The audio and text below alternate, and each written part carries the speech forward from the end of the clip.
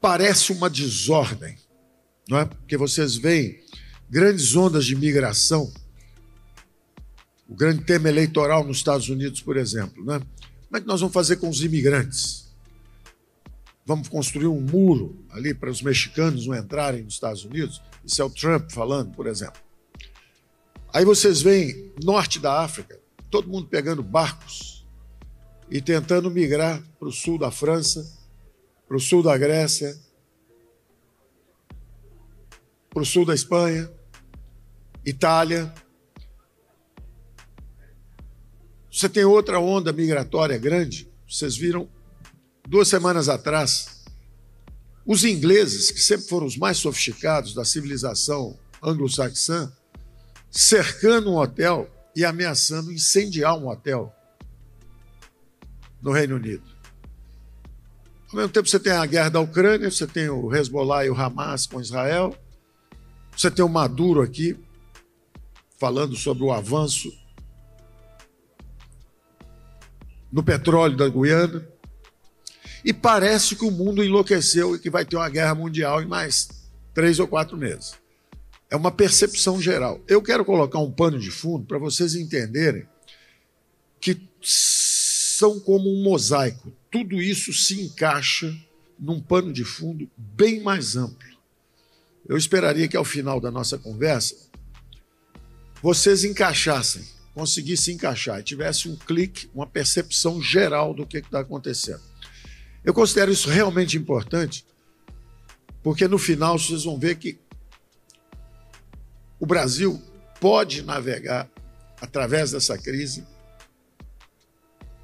ou pode continuar como Atlântida, o continente perdido, que foi o que aconteceu com o Brasil, a Argentina, mas não vai acontecer isso não. E eu estou falando como analista, não estou falando como um ministro, eu não estou falando como um eleitor, eu estou falando como um analista. Eu quero que todos compreendam o que está acontecendo e uma reação conservadora no Ocidente, onde a direita ganhou na Hungria, ganhou na Polônia, ganhou na República Tcheca, ganhou na Eslováquia, ganhou na Croácia, ganhou em Portugal, ganhou na Nova Zelândia, ganhou na França, ao contrário do que se diz no Brasil. No Brasil se diz, não, a esquerda ganhou na França. Não. Quem sabe somar, sabe que eram 80 congressistas e depois da eleição tinha 140. É quase 50% de aumento. Então a direita avançou. Ah, mas não avançou tanto quanto avançou no Parlamento Europeu. Claro, porque o francês, quando vota num representante no Parlamento Europeu, ele vota na direita, ele vota em alguém que vai defender a França lá, os conservadores, contra os imigrantes, etc. Só que quando ele vota dentro da França, ele gosta de se aposentar aos 18 anos, ele quer o 18º salário, ele quer as coisas que o Estado da Previdência Social pode fornecer. Mas a verdade é que a direita está subindo no mundo inteiro, é uma reação conservadora, e eu queria que vocês entendessem isso, porque senão fica parecendo assim, de repente aparece um Milei, ganha a eleição, todo mundo, poxa, o professor cabeludo ganhou a eleição. Aí um Bolsonaro ganha aqui, você, a culpa é do Bolsonaro. Não, esquece. Você não consegue reprimir um fenômeno que tem 60, 70 milhões de eleitores. Está acontecendo um fenômeno. Ou você entende o fenômeno, ou você vai ficar numa guerra permanente. O Brasil vai entrar numa guerra civil, porque não estão entendendo o que está acontecendo. Nós temos que focar nos problemas. Os problemas, por exemplo, foram analisados aqui quando um Caiado fala o seguinte, ó, a segurança, qual é o maior bem que um ser humano tem? A própria vida. Está todo mundo seguro quanto à vida no Brasil? Quantos são os assassinatos por ano? Por que o Bukele ganhou em El Salvador? Por que acabou direita e esquerda em El Salvador? Acabou tudo. Tirou os bandidos toda a rua, prendeu todo mundo, acabou. Negócio de direita, esquerda. Quem está em crise não é a economia de mercado, não é o capitalismo. Quem está em crise é a democracia ocidental. É importante entender isso. A classe política tem que entender isso. Então eu vou tentar colocar um pano de fundo para vocês encaixarem isso. Por que está essa confusão política? Porque se fosse só no Brasil, você fala, bom, a confusão política no Brasil. Não, vocês estão vendo na França, vocês estão vendo nos Estados Unidos, vocês estão vendo na Itália. O que o Bukele tem em comum com a Meloni? A Meloni está contra a migração e está a favor de lei e ordem. É uma reação conservadora contra a criminalidade, contra o descaso, contra a imigração em massa. O que o Trump diz? Vou tirar os imigrantes ilegais. Então, eu quero que vocês entendam esse fenômeno. E é relativamente simples de entender. Nós estamos no episódio final de um longo ciclo de crescimento que começou no pós-guerra. E eu vou chamar, por falta de um nome mais complexo, até por simplicidade, eu vou chamar da Paz Americana.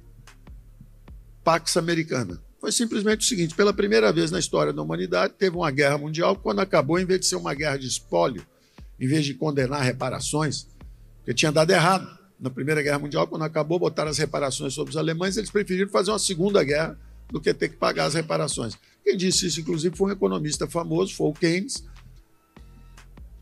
que previu uma continuação dos problemas globais, exatamente porque não houve essa percepção. E vocês vão ver que guerra da Ucrânia, Hamas, Hezbollah, são episódios dentro dessa grande configuração. Então vamos ver essa grande configuração. É relativamente simples de entender. Acabou a Segunda Guerra Mundial, os americanos lançam o Plano Marshall e reconstroem os aliados. França, Inglaterra são reconstruídos rapidamente com 100 bilhões de dólares ao longo de 10 anos. Quem é o maior inimigo dos americanos naquela época? A Alemanha, não é? Foi derrotada a Alemanha de Hitler. 10 anos depois, 15 anos depois, e quem fez isso foram os liberal-democratas. O caminho da prosperidade, que é uma expressão que eu gosto de usar, um grande liberal alemão, Ludwig Erhard, ele liberalizou. Nós falamos em lei de liberdade econômica, em abertura de economia, em facilitar investimentos internacionais. Isso foi o que o Erhard fez com a Alemanha, imediatamente no pós-guerra. E a Alemanha, de país destruído, aniquilado, virou a segunda maior potência econômica do mundo, rapidamente. Logo depois, eles reconstruíram o Japão. Também foram os liberal-democratas. O Japão virou a terceira economia mais forte do mundo, 15, 17, 18 anos depois. Ou seja, foi uma história de inclusão econômica no capitalismo global. Foi a globalização. As economias de mercado começaram a engolir o mundo inteiro. E o mundo inteiro começou a sair da miséria. 4 bilhões de eurasianos saíram da miséria. As vítimas do socialismo como doutrina econômica. A China de Mao Tse-tung era miserável, faminta, pobre, ignorante. Os americanos, depois de reconstruírem o Ocidente, estendem a mão para a China, tornam a China nação mais favorecida. E ela começa a penetrar nos mercados americanos primeiro. 700 milhões de chineses saem do interior da China, onde eles acordavam, caminhavam no campo de arroz com o pé úmido, comiam arroz e iam dormir de novo, no escuro. 700 milhões de chineses saem do interior da China, vão para a costa, as zonas de exportação. O Espírito Santo tem agora 2 aqui. O lugar certo para fazer é na costa, não é na selva. Está longe da mão de obra, está longe de tudo. Na selva você tem que fazer o contrário. Na selva, você tem que fazer a capital da bioeconomia. Não é a industrialização. Nós não vamos sujar o Amazonas como sujamos de poluição o Brasil inteiro. Aliás, eu não posso dizer isso. O Brasil é um dos menores poluidores do mundo. 1,7% do fluxo anual de poluição. A China, 30%. Os americanos, 26%. Os europeus, 25%. E o Brasil, 1,7%, sendo atacado no mundo inteiro como grande poluidor. Por quê? Por desinformação nossa mesmo. Nós, brasileiros, indo lá fora falar mal do Brasil. Então, os chineses descem e se integram. 1,5 bilhão de chineses saindo da miséria. 1,5 bilhão de indianos que também eram países de orientação socialista, saindo da miséria. República Tcheca, Polônia, Hungria, todo mundo saindo da miséria, todo mundo subindo. E o Ocidente sob tensão crescente dessa competição. Enquanto isso, eu não vou falar no início de Brasil, Argentina, eu vou falar no final do nosso futuro. Por enquanto, eu vou dizer só que se tornou um continente perdido. Vocês ouviram falar da Atlântida, né? Aquele continente que afundou e nunca mais foi visto. Isso era a América do Sul, nos últimos 30, 40, 50, 60 anos. Se você pegar qualquer livro de introdução à macroeconomia, pega lá Gregory Mankiw, Introdução à Macroeconomia. Pega a edição do ano 2000. Os últimos 100 anos, quais os países que mais cresceram no mundo? Em primeiro lugar, Brasil. De 1900 até 2000, a maior economia do mundo. Maior colônia de imigrantes japoneses, segunda maior colônia de imigrantes italianos, terceira maior colônia de imigrantes alemães, mais libaneses no Brasil que no Líbano. Se a gente invadir o Líbano, a gente dobra a população. O Brasil trazia gente do mundo inteiro, crescia 7,3%, 7,2%, 7%. Recessão era 3,5% de crescimento. E todo imigrante que chegava, o Espírito Santo sabe disso, Florianópolis sabe disso, Rio Grande do Sul sabe disso, todo imigrante que chegava já montava uma pequena indústria têxtil, já montava uma fábrica de café, já fazia sua fazenda, sua pequena propriedade. Então, o Brasil, quando não tinha Ministério de Planejamento, crescia muito mais do que todo mundo que tinha planejamento. Depois criou o Ministério de Planejamento, começou a ter hiperinflação, moratória externa, crescimento baixo, corrupção, estagnação econômica. Tem algo errado no modelo econômico brasileiro. E não é no Brasil. Brasil, Argentina, Bolívia, Equador, Venezuela, Atlântida, o continente perdido, afundando há 100 anos. A Argentina teve o primeiro metrô das Américas, antes dos Estados Unidos, antes de Nova York. A renda per capita da Argentina está caindo há 100 anos. O último é o socialismo bolivariano do século XXI, que conseguiu tornar o país miserável também em 25 anos. O penúltimo foi a Argentina, que botou 40% da população na miséria. Também com os mesmos males, hiperinflação, estagnação, corrupção na política. Quer dizer, há um defeito fundamental na Atlântida, o continente perdido. Enquanto isso, o outro lado do mundo fez exatamente o contrário. Todos esses países cresciam menos que o Brasil. As populações fugiam para o Brasil quando tinha guerra, quando tinha crise econômica. E o que acontece hoje é o contrário. Agora, o que tiveram em comum? O Japão entrar numa piscina global? Ok, pequenininho. O Japão, cada vez que nasce um japonês, o outro cai dentro d'água. O país é pequenininho, população pequena. Então, tudo bem. Pode trazer o Japão para o mercado global. Tá piscininha de criança, vem um japonesinho, entra, está tudo certo. Aí a Coreia vê, gosta, quer entrar na piscina também. Pode vir, entra mais um. Aí vem um mamute, que é a China, 1,5 bilhão, quer entrar na piscina. Aí o americano começa a falar, tá começando a prejudicar o negócio do lado de cá do mundo. Então, os economistas chamam do teorema do Stolper-Samuelson. A equalização, o teorema de equalização dos preços dos fatores de produção. A história do mundo nos últimos 80, 90 anos é de um sucesso extraordinário. Quem estiver olhando de outro planeta, nunca tanta gente saiu da miséria. Só que isso pressionou o lado de cá do mundo. Quer dizer, 1,5 bilhão de chineses entraram na piscina dos mercados globais. Então, esse papo de que o socialismo como doutrina econômica, fome, miséria, caminho da pobreza. Esse é o fato econômico. O resto é papo. As economias de mercado tiraram o mundo da miséria. E estão fazendo isso há milênios. Primeiro era os fenícios, volta mais. Primeiro era os sumérios. Se você pegar o Código de Hammurabi, tem lá dados básicos de propriedade privada. Ovelhas, cabritos, camelos, quem tem tanto. Se você pegar os libaneses, hoje, na época eram os fenícios, rodava aquele Oriente Médio todo, rodava aquele Mediterrâneo todo lá. Foi a primeira grande globalização. É uma história de inclusão, é um algoritmo de cooperação humana. É incontornável, é irreversível. Da mesma forma, nós aprendemos a nos comunicar, caiu um raio um dia, alguém fez assim, e todo mundo começou a chamar aquilo de raio, e virou uma linguagem. Um dia um sujeito ofereceu uma pele de cabrito para o outro disse que não, pediu duas, e aí eles fizeram a primeira troca voluntária. Isso está acontecendo há milênios. O primeiro banco foi na Babilônia. Todos esses impérios subiram e desceram em cima de comércio. Todos. Atenas era cosmopolita. Perdeu a guerra para Esparta, que era militarista. O mundo retrocedeu.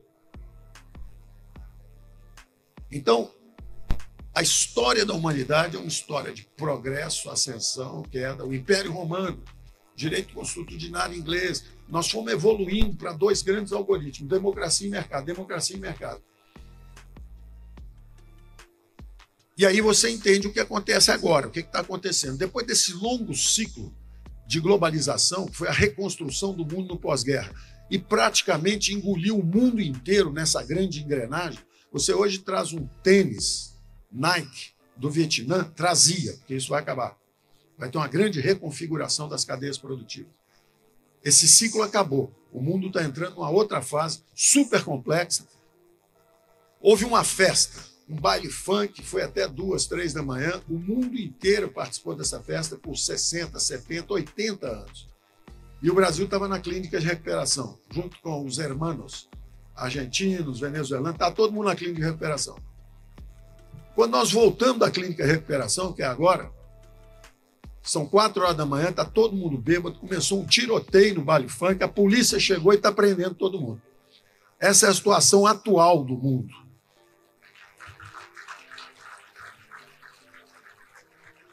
Essa é a situação atual do mundo. Mas vocês vão conseguir encaixar cada peça. Cada peça. Por exemplo, o que é a guerra Rússia e Ucrânia?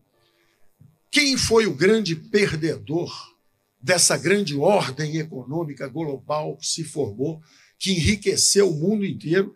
A própria Rússia mergulhou, era uma viúva do socialismo, mergulhou, botou um imposto de renda de 15%. E o Gerard Depardieu, milionário ator francês, foi morar na Rússia, se naturalizou russo. Quer dizer, então a Rússia acaba com o papinho de socialismo como doutrina econômica. A Rússia mergulhou no capitalismo de Estado. A China mergulhou no capitalismo de Estado. É um país inovador, é um país competitivo. Peguem o livro, publicado por um prêmio Nobel de Economia, Ronald Coase, Como a China se tornou capitalista.